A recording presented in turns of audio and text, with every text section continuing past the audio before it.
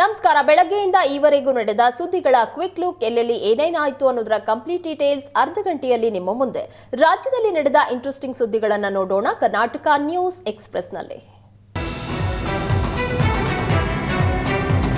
ರಾಜ್ಯ ಬಿಜೆಪಿ ಬಣ ಬಡಿದಾಟ ಮತ್ತೊಂದು ಹಂತಕ್ಕೆ ತಲುಪಿದೆ. ವಿಜಯೇಂದ್ರ ವರ್ಸಸ್ ರೆಬಲ್ಸ್ ಟೀಮ್ ನಡುವಿನ ಗುದ್ದಾಟದ ಕಿಚ್ಚು ಯತ್ನಾಳ್ ತವರಿನಲ್ಲಿ ಹೊತ್ತಿ ಉರಿತಾ ಇದೆ.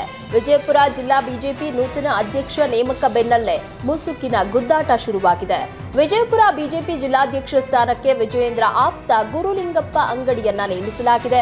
ಯತ್ನಾಳ್ ವಿರೋಧಿ ಬಣದವರನ್ನ ಜಿಲ್ಲಾಧ್ಯಕ್ಷರನ್ನಾಗಿ ಆಯ್ಕೆ ಮಾಡುವ ಮೂಲಕ ಜಿಲ್ಲೆಯಲ್ಲಿ ಯತ್ನಾಳ್ರನ್ನ ಕಟ್ಟಿ ಹಾಕೋದಕ್ಕೆ ವಿಜಯೇಂದ್ರ ಪ್ಲಾನ್ ಮಾಡಿದ್ದಾರೆ ಅಂತ ಹೇಳಲಾಗ್ತಾ ಇದೆ.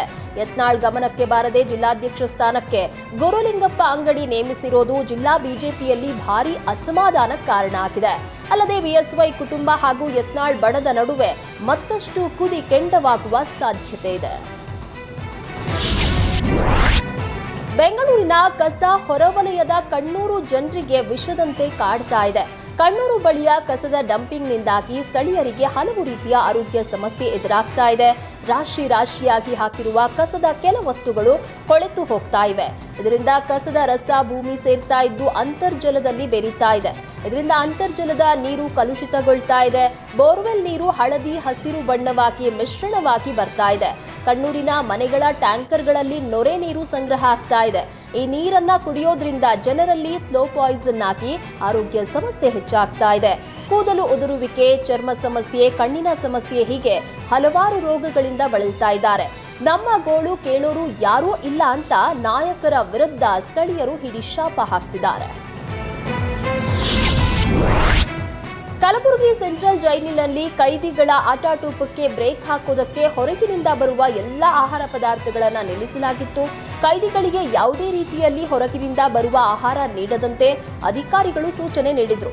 ಆದರೆ ರಂಜಾನ್ ಹಿನ್ನೆಲೆಯಲ್ಲಿ ಹೊರಗಿನಿಂದ ಬಿರಿಯಾನಿ ಮತ್ತು ಹಣ್ಣುಗಳಿಗಾಗಿ ಕೈದಿಗಳು ಬೇಡಿಕೆ ಇಟ್ಟಿದ್ದಾರೆ. ಜೈಲಿನ ಒಳಗೆ ಹಣ್ಣು ಬಿರಿಯಾನಿ ನಿರಾಕರಿಸಿದ್ದಕ್ಕೆ ಮತ್ತೊಮ್ಮೆ ಗಲಾಟೆ ಶುರು ಮಾಡಿದ್ದು ಪ್ರತಿಭಟನೆಗೆ ಮುಂದಾಗಿದ್ದಾರೆ.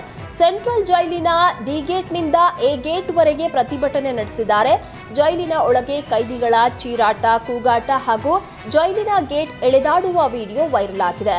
ಜೈಲಿನಲ್ಲಿ ಕೈದಿಗಳ ಪ್ರತಿಭಟನೆ ವಿಕೋಪಕ್ಕೆ ಹೋಗ್ತಾ ಇದ್ದಂತೆ ಸ್ಥಳಕ್ಕೆ ಜೈಲಾಧಿಕಾರಿ ಭೇಟಿ ನೀಡಿದ್ರು. ಪ್ರತಿ ವರ್ಷ ರಂಜಾನ್ ರೋಜಾ ವೇಳೆ ಹೊರಗಿನಿಂದ ಹಣ್ಣು ಹಂಪಲು ಬಿಡ್ತಾರೆ, ಆದರೆ ಈ ಬಾರಿ ಯಾಕೆ ಕೊಡ್ತಾ ಇಲ್ಲ ಅಂತ ಜೈಲಧಿಕಾರಿಗಳ ಮುಂದೆ ಮುಸ್ಲಿಂ ಕೈದಿಗಳು ಆಕ್ರೋಶ ವ್ಯಕ್ತಪಡಿಸಿದ್ರು. ಕೈದಿಗಳ ಆಕ್ರೋಶಕ್ಕೆ ಮಣಿದು ಹಣ್ಣು ಹಂಪಲುಗಳನ್ನು ಕೊಡಲಾಯಿತು.